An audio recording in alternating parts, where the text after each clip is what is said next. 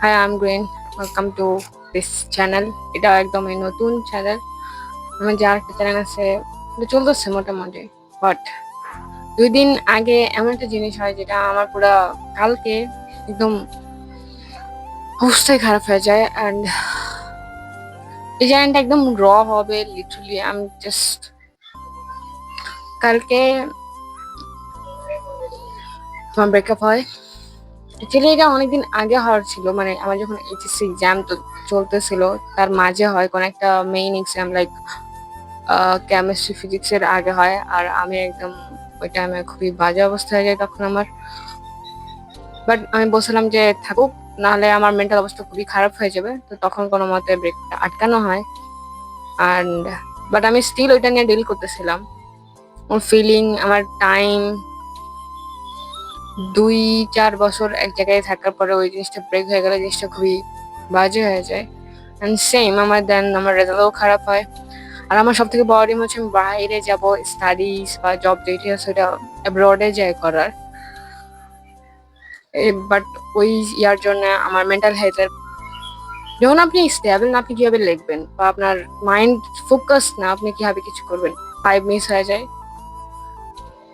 আর কালকে আমার যে ড্রিম, আমি ছোট থেকে মানে ক্লাস 6-7 থেকে এই ড্রিম ছিল যে বাইরে যেয়ে পড়াশোনা করবো, মানে অ্যাব্রড।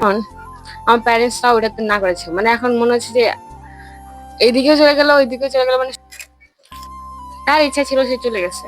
আহ, সবার নিজের নিজের ইয়া থেকে, পার্সপেক্টিভ থেকে লাইফ দেখার।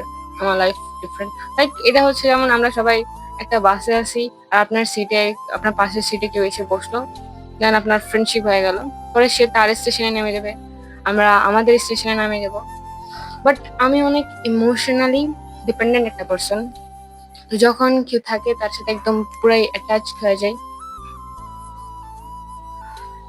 প্যারেন্টসরা তাদের দিক থেকে ঠিক আছে, কারণ তাদের আমার প্রতি ভরসাটা নাই।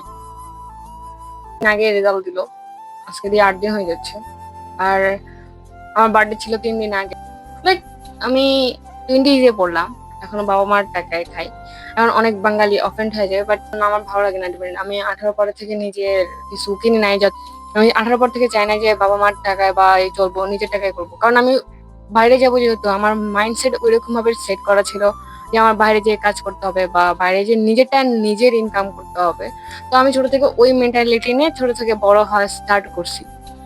এখন এটা যখন সব নাই হয়ে যাচ্ছে, জিনিসটা খুবই, ড্রিম ভাঙলে সব থেকে বেশি কষ্ট হয় লাইফে। আর regret, the dangerous poison in life. তো আমরা বলছে যদি তুই পারিস তাহলে একটাই যা, মানে নিজের ফাইন্যান্সিয়াল সাপোর্টের ব্যাপারটা ওরা দিবে না এখন বলতেছে, যেহেতু রেজাল্ট আমার খারাপ হয়েছে।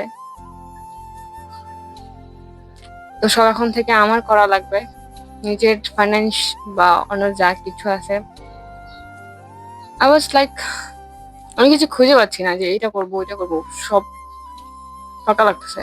বাট এই 20 বছরে কি করলাম, লাইফটা ওয়েস্ট করে ফেললাম। করোনার পর থেকে মনে হচ্ছে নিজের লাইফটা ডিস্ট্রয় করে ফেলছি, পুরাই ওয়েস্ট করে ফেলছি।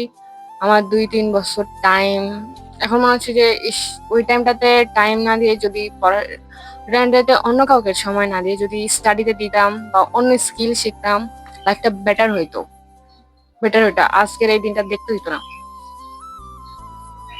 কিন্তু টাইম চলে গেছে, যেটা ওইটা তো আর ফিরে আনা যাবে না। বাট আমি ওপেন ক্যামেরায় নিজের সাথে প্রমিস করতেছি যে বাকি 26 সাল 27 সাল যদি বেঁচে থাকি, আমি আমার লাইফের যে এখন সিচুয়েশন আছে পুরো চেঞ্জ করে দিব।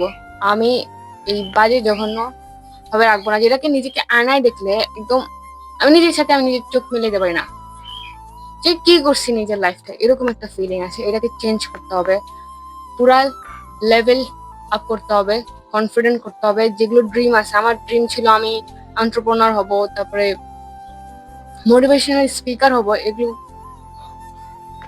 যে ড্রিম গুলো আছে, সব ড্রিম পূরণ করবো এখন থেকে। 26 সাল আসার আগেই বা আজ থেকে, এখন থেকে প্রতিদিন 1% করে নিজের বিল্ড করব, নিজের চেঞ্জ করব। যারা ছেড়ে গেছে তাদের জন্য তাদের আফসোস না হোক, আমি চাই না।